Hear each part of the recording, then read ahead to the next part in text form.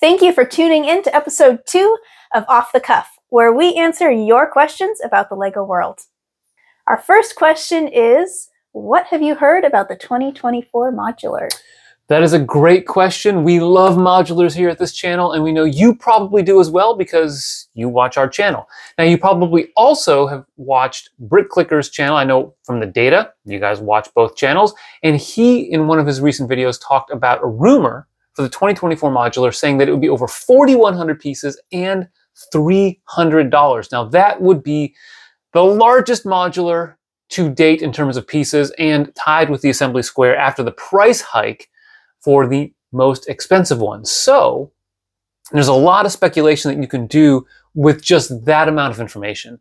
When I see 4,100 pieces, I'm thinking immediately that it's either going to be like a 4 or 5 story tall, 32 wide building, which it could be, I doubt it, or it's going to be a 48 wide building that's going to replace that 48 wide building or buildings for the Assembly Square. So when you think of it that way, now you start wondering, okay, are we going to do 3 different establishments just like we did with the Assembly Square, or is it going to be one large building and give them the opportunity to do something that would require a larger footprint, such as a university, could be some other type of school, could be a museum.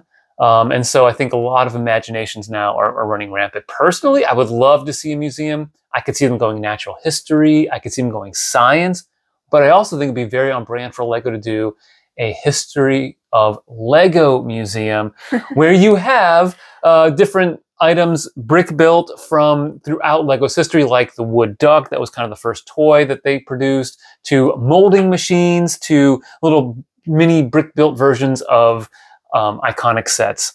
And of course, that would help answer the question, not that a lot of people had this question, but I had this question: where does the lady with the infant in the Assembly Square get her Lego sets that she has in her apartment?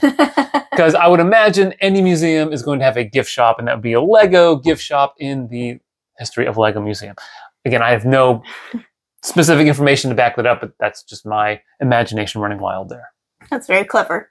But that size really does allow for a lot more opportunities. Yeah, a lot more details on the exterior and interior, and I'm very curious to see what this ends up being, if that information is accurate. Our second question is, what is your favorite set? Of all time? All-time favorite set? Oh, that is really, really tough. Am I only allowed to say one set? Yes, it's favorite. Favorite.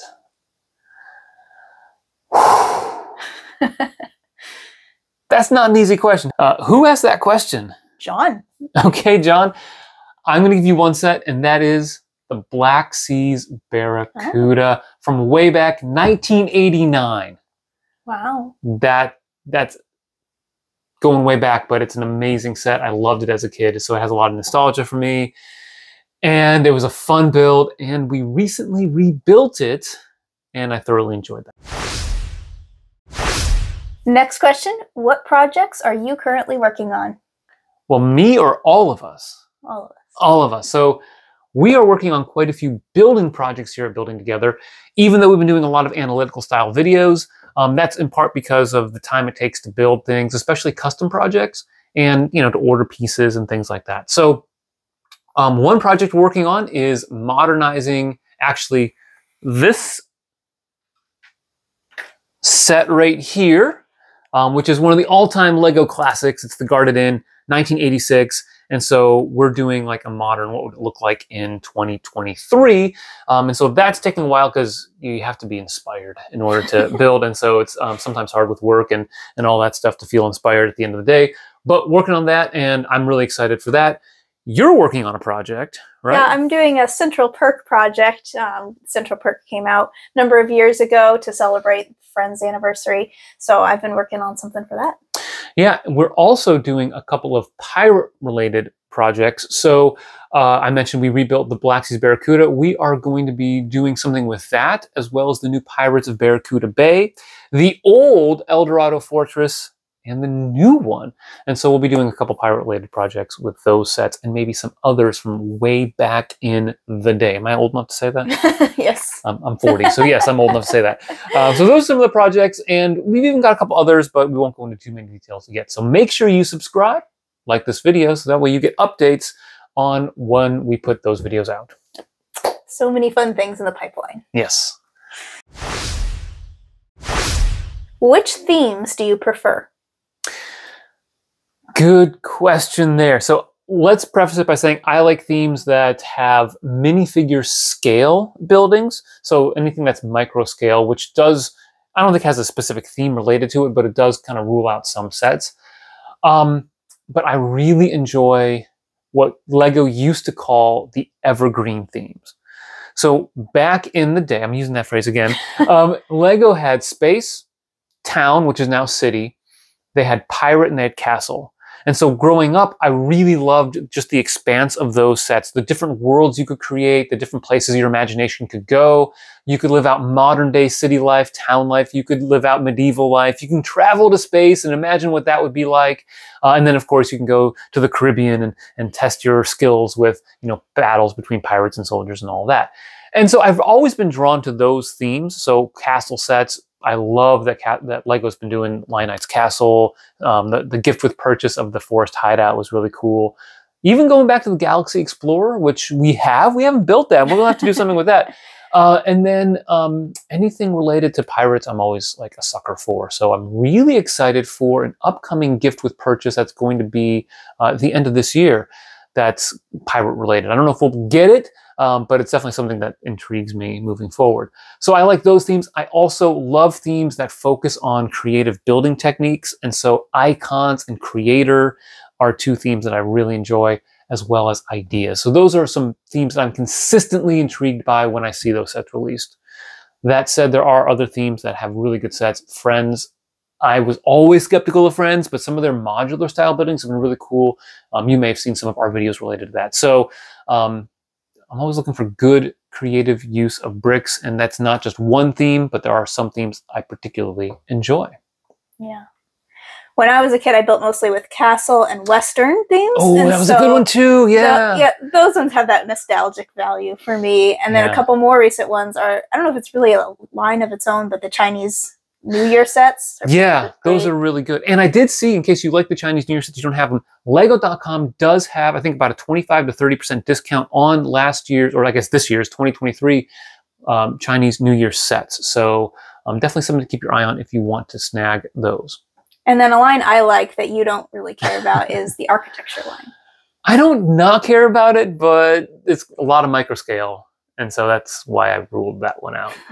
You like the Taj Mahal in particular. I like the buildings because I love to travel, and so it reminds me of all these places around the world.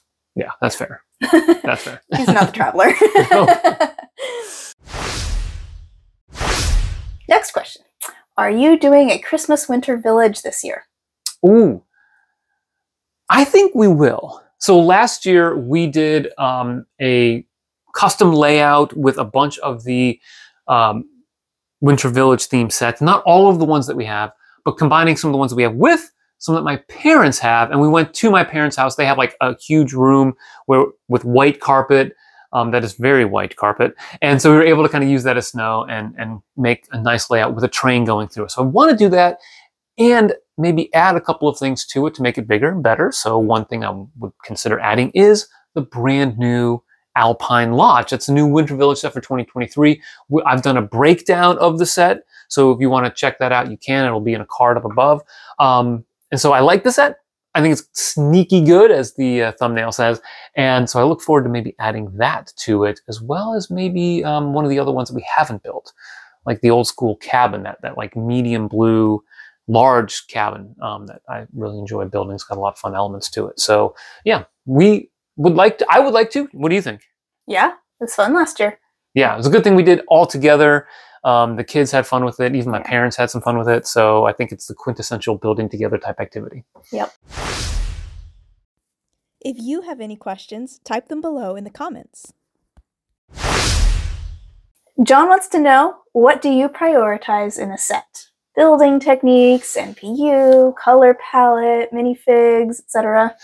Okay, so this will make me maybe a little uncommon. But probably last on that list is minifigs. I like minifigs. I like minifig scale buildings, as I mentioned earlier. But the minifig selection itself doesn't really make or break a set. Like I look at Rivendell. I love Rivendell. That was in competition for one of the greatest sets, or my favorite set of all time. If they had not included two extra elves in that set, I still would have gotten it. Even if they hadn't included Glowin in the set, I still would have purchased the set. Like, it just doesn't make that huge of a difference to me as long as they're covering the basics. So minifigs last. I really like pieces, building techniques, and NPU, which stands for nice parts usage. I love being able to learn something when I build a set, and that could be, how to put different angles together, like we've seen with a lot of icons and creator sets, idea sets over the last few years. Also, I really enjoy when they include new pieces in large quantities in a set. So the Alpine Lodge that I mentioned earlier has these great 1x2 double curved slopes in light reddish or in reddish brown. I think it's a great addition to the collection. I also like parts because I love bricks. I did an analysis of what's happening in the creator line and how they're using fewer and fewer bricks, and same thing with City, and I think that's a bad thing personally. I know a lot of people do like getting specialized pieces, but I love getting just basic and some modified bricks like the profile brick or maybe snot bricks to really fill out buildings. I think it's just hard to build creations when you don't have bricks. So I like sets that include a good chunk of that. So those are things that I look for when I'm evaluating a set and whether or not I'm going to buy it. Last thing I do also consider is what it looks like, the curb appeal, if you will, or just kind of like the shock value of, whoa, that's Lego, that's amazing.